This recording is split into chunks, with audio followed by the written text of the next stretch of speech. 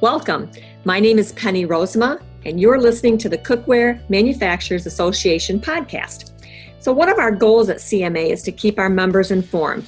Now you can find more information about the association from our website, cookware.org. In the podcast this morning, our discussion is focused on strategies for surviving the U.S.-China trade war. That's a mouthful, isn't it? Christopher is our guest. He is partner with the law firm Foley and Lardner. They are an international law firm based in Washington, D.C. Now you can find more information about Foley and Lardner at their web address, foley.com. That's Foley.com.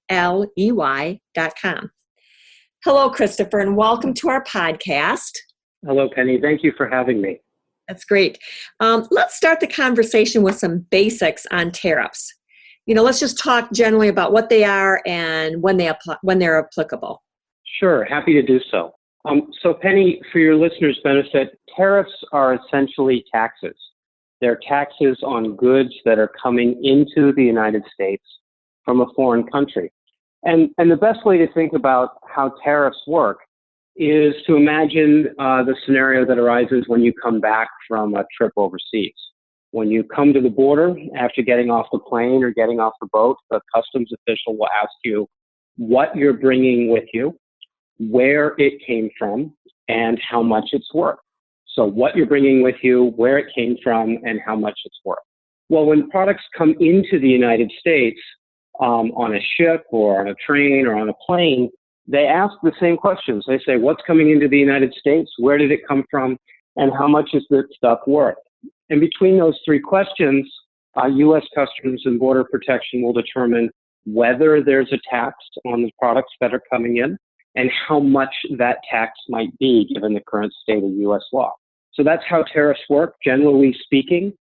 They're taxes on products that come into the United States, and those taxes vary depending on what the stuff is and where it's from and how much the stuff is worth. That's a great recap. What, where, and what it's worth. I like that. So the tariffs have been going up. We've heard a lot about that in 2018. Can you give us some, a brief explanation of your experience with why some tariffs are going up? Sure. So in the 1990s and the 2000s, we saw the U.S. government and a lot of other governments around the world make a concerted effort to bring tariff rates down. And this was, a lot of folks called this free trade, but really what it was tax-free trade or reduced to tax trade. And that was pretty much the way that Republican and Democratic administrations in the United States viewed international trade up until the 2016 election. And after the 2016 election, we saw the Trump administration adopt a very different approach to international trade and investment as compared with its Democratic and Republican predecessors. And basically what the Trump administration did is they substantially reduced income taxes on certain categories of businesses and individuals in the United States, but they significantly increased taxes on imported goods of certain types from certain countries. And so what we're seeing, especially in the cookware industry and other industries that rely on commodity metals, or industries that rely on cheaper goods from China as part of their international supply chain, we've seen taxes in those particular areas go up significantly as a result of new tariffs that this administration has adopted. Now, you can argue that those tariffs are good or bad. You can argue that the policy, rationale for changing the U.S. approach to tariffs is good or bad. The reality is, just like any other change in taxation, there are winners and losers, and there's usually an uncomfortable transition period as people figure out what to do with the new taxes and how best to organize their international supply chains. That's an excellent explanation on that, Christopher. Thank you. Now, the big thing that we hear, and it's often abbreviated as Section 232 and Section 301. If you're not actively involved with the conversation of what's going on with tariffs, Section 232 and Section 301 are you might as well be speaking another language. they imply that it's a part of a larger document, right? So can you talk to what the difference is between those two tariffs and what this is right Sure. section? Yeah, sure. We'd be happy to do so. And look, a lot of lawyers like to use fancy terms or fancy references to certain parts of the law in order to sort of reassure you that they know what they're talking about.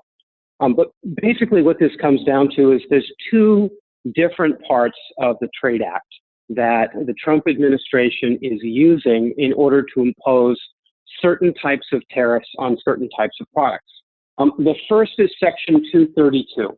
And Section 232 gives the president the authority to impose tariffs on national security grounds, right? So it's sort of the nuclear option in international trade to say that certain products need to be heavily taxed because of national security concerns. And so that the kind of thinking that goes into the Section 232 tariffs is in some ways similar to the type of thinking that you see the president applying with respect to the border wall, right? It's a national security rationale for the policy that they're implementing. The big difference in this instance is that Congress has given the president the authority to make those determinations, and those determinations apply to entire categories of products. Right? The best way to think about Section 232 is it's product specific rather than country specific. So right now we have Section 232 tariffs on certain types of commodity steel and certain types of commodity aluminum. And it doesn't matter what country the steel and aluminum comes from. What matters is what kind of steel and aluminum is it, and is it coming into the United States? So it's sort of a blanket tariff for an entire category of products, no matter where those products come from. Now, if you switch over to the Section 301 tariffs, right, those don't have a national security component, right? The rationale for imposing tariffs under Section 301 of the Trade Act is because of unfair trade practices by another country, right? So if we think, or if the U.S. government thinks that another country is treating us unfairly or is doing unfair things in the marketplace, then they can impose country-specific tariffs on certain products rather than general product tariffs on that apply to every country. And so what we have with Section 232 is tariffs on all steel and all aluminum that have the right tariff codes, commodity steel and aluminum, from every country in the world, even our friends. And under Section 301, what we have is three very long lists of products that the U.S. government has identified that are made exclusively in China. So Section 232 applies only to steel and aluminum, but from every country in the world. And Section 301 applies only to China at the moment, but it applies to these gigantic lists of products that are manufactured in China. So that's the distinction. One is a national security rationale, that's product specific, and then the other is a fair trade rationale, that's country specific. And so when the president uses his authority to refer to Section 301, he also says it identifies it by country, and in this case, China. That's right. That's right. And so you can have multiple cases, multiple types of Section 301 tariffs. Say we turned around next week and we found out that the British are doing something unfair with respect to beer exports. Right? We could put Section 301 tariffs on Britain and then target beer as a result of, unfair trade practices. But Section 301 is country specific, whereas Section 232 is product specific. Great, very great explanation on that. Thank you about that. So to remind our listeners, you are listening to the Cookware Manufacturers Association podcast. I'm speaking with Christopher Swift. He's with Foley and Lardner, a law firm based in Washington, D.C., working with international law. And you can find more information about Christopher and his law firm if you have additional questions beyond today's podcast. Their website is Foley.com. And Christopher, I'm assuming there must be a contact link there if someone would like to send, for a request for a personal conversation with you. Is that correct?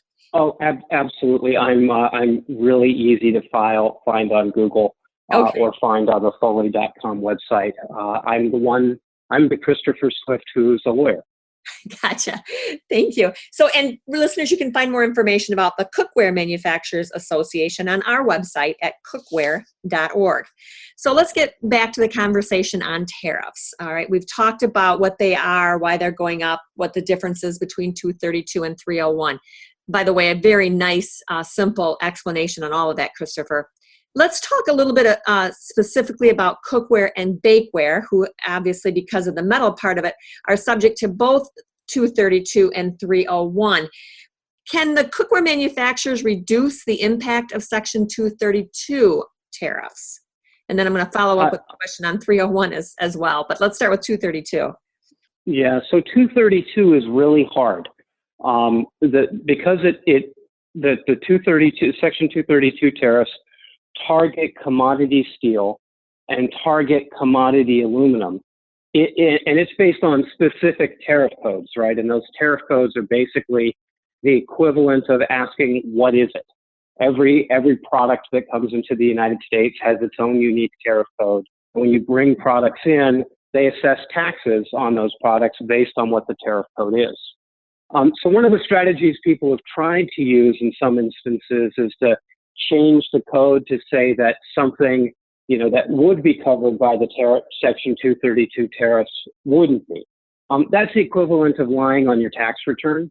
It's a really bad idea unless you enjoy being audited by the U.S. government. And so in many instances, because commodity steel and commodity aluminum is so important to cookware manufacturers, a lot of cookware and because these are global tariffs, they apply on steel and aluminum coming from every country in the world into the United States. A lot of cookware manufacturers have been stuck with the choice between paying the higher tariffs or purchasing the same types of steel and aluminum from domestic suppliers in the United States.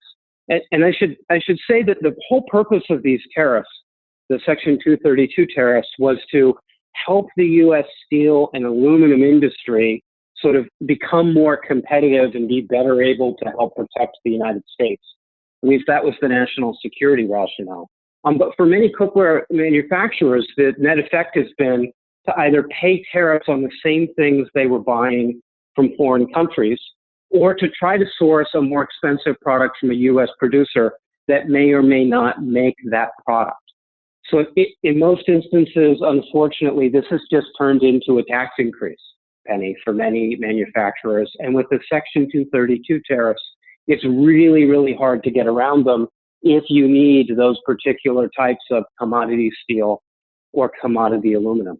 Now, to the extent that folks have been able to get around that issue, it's been mainly by manufacturing goods from those products overseas and then bringing the finished goods into the United States.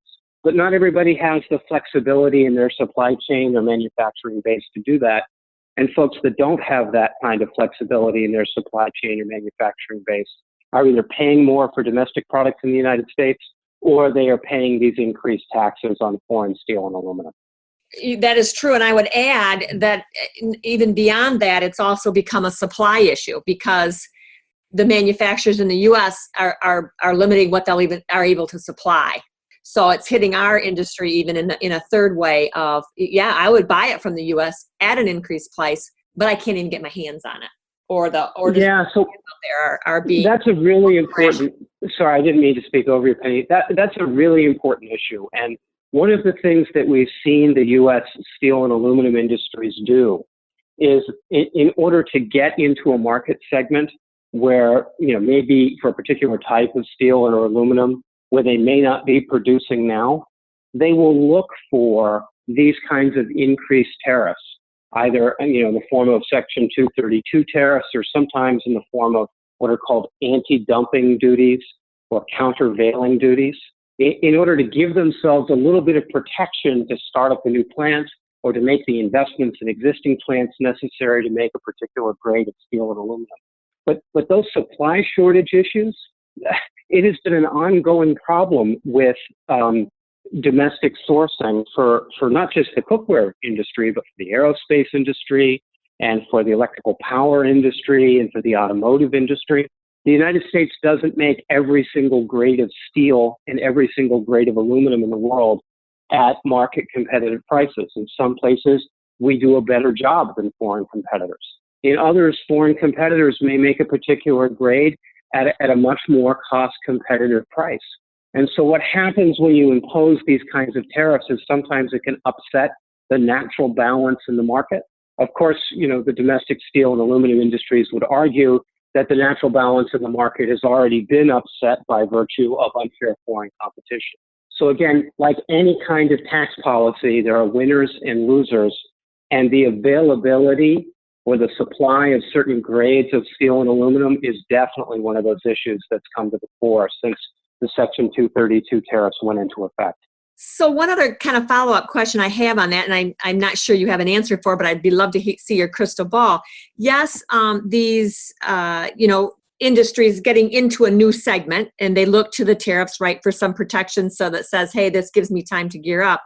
But starting a new industry in steel or aluminum is a long lead time, and those industries have to have a confidence that the policies will, stay the same. What are you hearing from the street or from your side of the world in the steel and aluminum's confidence in actually starting up these new segments? Are they doing it, or are they still kind of in a watch and see? So we haven't seen a whole lot indicating that the U.S. steel or aluminum industry are making significant capital investments that would allow them to expand the scope of the products that they're offering. What we have seen is the kinds of stuff you see whenever there's, a tax break on you and a tax increase on your competitors, which is short-term profit taking. Now, that's not meant as criticism of the U.S. steel and aluminum industry. It's just to say that the short-term desire to be profitable, especially if you're a publicly traded company, tends to override the long-term capital investments that are necessary in order to get into new market segments in the steel and aluminum industry.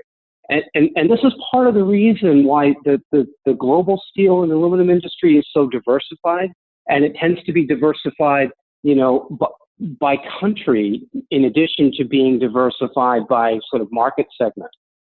And, every country has its own thing that it does a really good job at. The Chinese, for example, are really good at pumping out massive volumes of low-quality steel. The Japanese pump out smaller volumes of extremely high-quality specialty steel, and the United States is somewhere in the middle. And so, just like you have different cars that serve different types of drivers or different types of families or different types of needs, you have different types of steel, and countries have specialized in a global market in order to take advantage of what they do best. That makes lots of sense. Let's shift over to Section 232 tariffs. And what can cookware, bakeware manufacturers do to reduce the impact of that tariff? Sorry, Penny, were you referring to the Section 301 tariffs? No, the 232s. Oh, reducing the impact on the steel and aluminum. Right. Yeah, the primary strategies at this point, now that the exclusion request process is closed, there was a period of time where, if you met the deadline, you could ask the U.S. government to have the particular products that you needed to import from a foreign country excluded from the scope of these tariffs. That process, the deadline for that has passed. The exclusions are no longer available, and the U.S. government is currently working through the backlog of requests that were made. They're working through that backlog very slowly, but they are indeed working through it. If you work for a cookware manufacturer or a cookware importer that hasn't had the chance to file an exclusion request with the U.S. government asking to basically be exempted from the Section 232 tariffs, then the primary strategies are either to source finished products from overseas, right? Because a finished product isn't going to be subject to the same tariff code as commodity steel and commodity aluminum. And that may mean moving production overseas. And for some manufacturers, that's certainly a strategy that they've taken. And then the other approach that we've seen a lot of folks take is going to U.S. suppliers and trying to get them to offer more competitive prices for commodity steel and aluminum, but that only works to the extent that there is a supply of that commodity steel and aluminum. And under the current circumstances, the U.S. steel and aluminum companies are really in a good position to do some profit taking because of these higher tariffs. So a lot of our clients in this space are finding they don't have the kind of commercial leverage they had before. That's why I keep saying the boat on Section 232 is more or less sailed unless you can move your production overseas, or unless you can convince a U.S. supplier to lower their costs. And both of those things are very difficult for small and medium-sized companies to do. That's for sure. So we hear in the news just over the weekend here that there was a delay on the deadline with the China tariffs and additional tariffs that they were looking at enacting. I think we're going to go into effect on Friday. Does that sound right? Yeah, that's right. So at the beginning of March, these are the Section 301 China-specific tariffs. And when you look at those tariffs, Penny, there's three lists of products from China that you've got to look at. There's list 1, there's list 2, and surprisingly enough, the third list is called list 3. And the way that works is if you've got stuff coming in from China, you need to check your tariff codes for that stuff to see if it appears on list 1, list 2, or list 3. Now, at the moment, all of the products that appear on list 1 are subject to a 25% tax above any other taxes that might be due. Those are the Section 301 tariffs for list 1. List 2, same thing. If you've got a product on list 2, you're going to pay tariffs on it, and then you're going to pay the additional 25% Section 301 tariff if that product comes from China. For list 3 is something like $200 billion worth of Chinese products. I mean, there's a lot of products at stake with list 3. At the moment, the tariff rate on list 3 is 10%. So if a product is coming in from China and the product has a tariff code that appears on list 3, you're paying the normal China tariffs plus an additional 10%. And on March 1st, that number is supposed to jump from 10% up to 25%, just like list 1 and 2. And so what the Trump administration has been doing is they've been using the threat of that increase from 10% to 25% to try to force the Chinese government to the table and get concessions on various trade fairness issues that they've identified. Now, are the Chinese doing bad things in terms of international trade? Are they sort of cheating or skirting the rules? Absolutely. The question becomes, is this the best way to get them to the table? You know, that's maybe a political or policy argument rather than a legal argument. What we can tell you based on the news that just came out over the weekend is that there are negotiations currently pending between the United States government and the Chinese government. Those negotiations aren't going to be finished by the 1st of March. And because they aren't going to be finished, but they appear to be moving in a good direction, at least according to the White House is kicking this particular can down the road. They're going to keep the 10% tariff rate for list 3 products for the time being, rather than automatically increasing to 25%. And Penny, it's important to note that this is the second time that the Trump administration has kicked this particular can down the road. The last time was around about New Year's Day, when the tariffs were supposed to go up to 25, on list 3 products were supposed to go up to 25%. So what we can tell you is that negotiations continue. We can't tell you how likely those negotiations are to be successful. So to the extent that any members of your association are importing products from China, and to the extent that any of those products appear on list 3, we would assume, for the sake of being safe, that eventually those things are going to go, those products, the tariffs are going to go up to 25%. And if you sort of plan for that eventuality now, you're hoping for the best, but planning for the worst.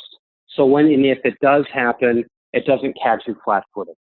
Gotcha. So you kind of start doing your risk assessments and what are we going to do when it hits, not just let's wait and see. More of a proactive approach would be we definitely do not recommend a wait and see approach in this space, because your taxes on these products are going to go up from 10% to 25% on top of any taxes you would already have to pay. If this was property tax on your home and you knew it was coming down the pipe, you'd start saving money. You'd adjust the family budget in order to take account for that. In this instance, with the Section 301 tariffs, there are a bunch of different strategies that companies can look at that are, maybe more helpful than the limitations we discussed with respect to the steel and aluminum tariffs under Section 232. But those strategies only matter if you're taking a proactive approach. If you're waiting for Washington to solve the problem, look, I can tell you I've been living and working in and around Washington on and off for the last 20 years. Washington very seldom will solve the problem. They tend to create complexity and uncertainty, especially when there's another country involved and there are diplomatic negotiations over, who's the bigger cheater. That's very interesting and great advice, Christopher. I appreciate this. This has been great. Reminding our listeners, this is the Cookware Manufacturers Association podcast. Christopher has been sharing his insight and comments on surviving the U.S.-China trade war. Christopher, thank you for your time and this valuable tips and information. Is there anything else that you can add for words of advice for companies that, we haven't asked about already? Sure. Well, with respect to the Section 301 tariffs, the China tariffs, the stuff only applies if the products come from China. So if you can get the same thing from Taiwan, Taiwan is part of China for political and diplomatic purposes, but for economic purposes, Taiwan is considered a separate country. So if it's possible to move your sourcing and supply chain to Taiwan or to another country like Thailand or Indonesia or Malaysia, then certainly consider doing it. Often the easiest way to solve the Section 301 China problem is to buy your stuff from a place other than China. The second thing is, if you have, like the Section 232 process, Section 301 has an exclusion request process or an exemption process. We're waiting to see whether there will be an exemption process for the list 3 products. If there is, find a friendly lawyer and file those requests to have your products excluded from the tariffs. If there isn't, well, then we'll know that, at some point here, and that avenue will close.